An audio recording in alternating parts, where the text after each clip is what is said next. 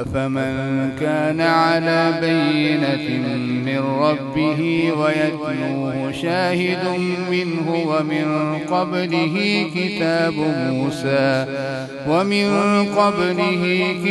موسى إماما ورحمة أولئك يؤمنون به ومن يكفر به من الأحزاب فالنار موعده فلا تك في مرية منه إنه الحق من ربك ولكن أكثر الناس لا يؤمنون ومن أظلم ممن افترى على الله كذبا أولئك يعرضون على ربهم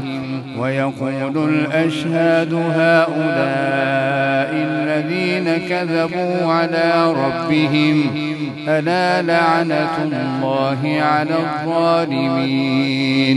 الذين يصدون عن سبيل الله ويبغونها عوجا